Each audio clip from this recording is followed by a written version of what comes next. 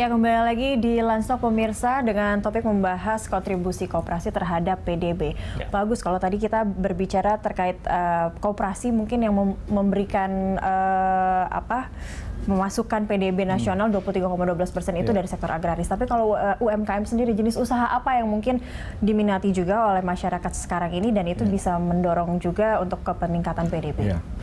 Jadi kalau kita lihat dari komposisi kontribusi PDB terhadap kontribusi sektor terhadap PDB, itu memang sebagian besar itu ada di migas dan pertanian dalam arti luas, ya.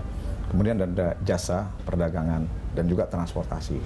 Nah, sebagian besar anggota koperasi itu adalah adanya di sektor pertanian, perdagangan, jasa, dan sebagian juga ada di pertambangan, terutama pertambangan rakyat.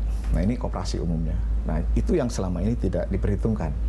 Nah, jadi kalau kita lihat data yang kami hitung, ya, itu kontribusi anggota koperasi, ya, untuk yang skala mikro, ya, koperasi ya, sebagai skala mikro itu ada 11,54%, kemudian untuk skala usaha kecilnya ada 2,96% dan menengahnya 4,21%. Nah, ini total 18,71% dari anggota yang bergerak di sektor tadi. Nah, jadi yang menariknya itu adalah selama ini kita menganggap koperasi ini tidak ada peran, tidak. Ini kita ingin tunjukkan kebanyakan yang tidak aktif seperti itu. Iya, dan maaf ya, sebagian juga ada beberapa yang memandang sebelah mata terhadap koperasi. Nah, kita ingin tunjukkan dari data ini gitu bahwa koperasi ini mempunyai peran yang sangat besar. Ya. Makanya dari itu bahwa Pak Jokowi melalui Pak Menteri, ya, untuk mengadakan reformasi terhadap koperasi. Dilakukanlah reformasi antara lain melalui pendataan yang lebih akurat, lebih bisa dipertanggungjawabkan. Kemudian itu namanya rehabilitasi. Kemudian kita juga reorientasi karena Pak Presiden, Pak Menteri juga meminta supaya koperasi ini modern, menjalankan bisnisnya secara corporate, ya, kooperatif incorporated. Tapi tetap semangatnya semangat koperasi. Kita mengadakan reorientasi. Koperasi yang tadinya berbasis penanganannya tidak sesuai dengan zaman, ya, kita masuk kepada koperasi yang modern. Sudah memasukkan teknologi informasi juga di dalam situ. Ya, jargon kita tiada koperasi tanpa IT, tiada koperasi tanpa pelatihan, tiada koperasi tanpa transaksi. Jadi semua kita modern. Nah, kemudian yang berikutnya adalah tadi reorientasi, kemudian berikutnya adalah pengembangan. Nah, pengembangan ini kita kerjasamakan, ya, di mana koperasi jangan inward looking tapi harus outward looking, ya, harus go internasional kalau perlu.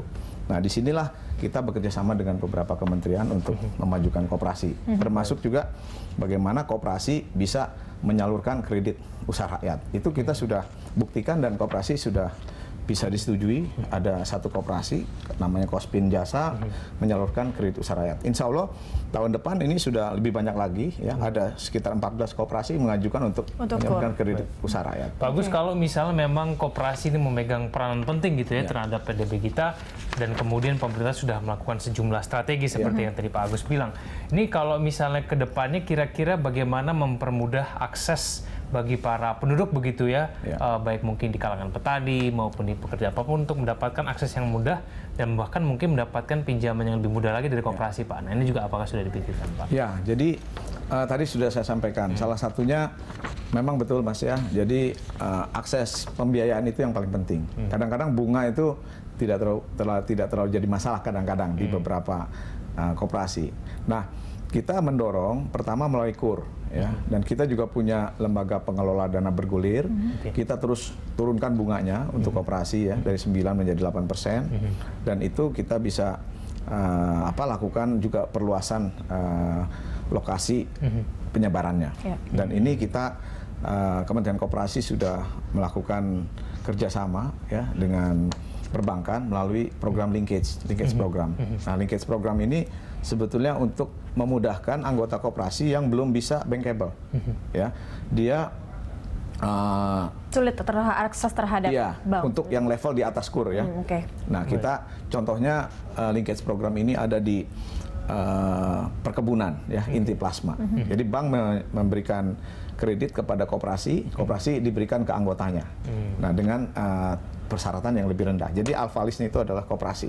Nah, koperasi sebagai penjamin ya, beserta inti. Koperasi ini plasma-plasmanya dengan anggotanya. Nah, itu kita kembangkan terus di sektor-sektor perkebunan. Baik, bagus. Tapi kalau saya pengen tanya lagi, kalau misalnya selama ini koperasi tidak terlalu diperhitungkan begitu ya, dan kemudian sekarang mendapatkan pendataan yang lebih besar, ternyata signifikan sekali dia perannya begitu. Ini sebetulnya pada saat itu tidak diperhitungkan itu lebih karena masalah apa, Pak? Karena pendataannya saja, atau memang karena ada pertumbuhan yang pesat di koperasi sendiri sehingga kemudian pada saat dilakukan pendataan yang lebih besar, kemudian ternyata wah jumlahnya ternyata luar koperasi biasa. menyumbang PDB. Ini pertanyaan yang sangat menarik ya.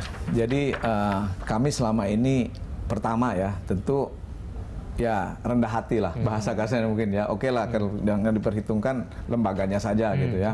Nah, kalau lembaganya saja memang tenaga kerjanya juga yang diserap cuman sekitar tidak lebih dari 600.000. Tapi kalau kita lihat bahwa koperasi ini lebih luas lagi ya, bahwa prinsip-prinsip koperasi, undang-undang koperasi mengatakan bahwa pemilik itu adalah pengguna. Ya, artinya kalau misalkan contohnya ya, ada koperasi susu. Ya, koperasi susu yang punya sapi kan anggotanya, ya, yang punya lembaga koperasinya. Nah, artinya bisnis susu yang di koperasi itu baik sapinya itu sebagai sapi perah maupun sapi potong, itu kan berkontribusi terhadap PDB. Nah, itu yang selama ini diabaikan perhitungannya. Dari pendataannya juga itu tidak, apakah dikesampingkan, tidak masuk ke dalam pendataan? Iya, dulu atau tidak dimasukkan, tidak kita masukkan. Nah, sekarang kita masukkan. Ya, contohnya beberapa sektor juga memperhitungkan wah ini kalau begini maka masuk sektornya. Nah, justru ini saya di forum Rembuk Nasional sudah menyampaikan kepada teman-teman, terutama ke BPS, ayo kita gali bersama ya data-data ini, jangan sampai nanti ketika masing-masing sektor menghitung kontribusi terhadap PDB dijumlahkan, jumlahnya melebihi PDB Amerika. Bisa seperti itu terjadi ya. Karena peran koperasi itu tadinya nggak diperhitungkan soalnya. Nah, itu makanya setelah diperhitungkan kan mungkin bisa ada koreksi. Jadi data ini sifatnya perakiraan, ya belum tentu benar, tapi untuk kebenaran yang lebih baik, ya kami mengajak kepada BPS, ayo kita hitung sama-sama. Setelah menghimpun semua data yang memang dibutuhkan dan sebagai data pendukung, ternyata seperti ini hasilnya. Oke, baik. Gitu, Oke, baik, bagus. Kita masih punya satu segmen lagi, kita akan lanjutkan usai jeda. Pemirsa Lantas akan segera kembali.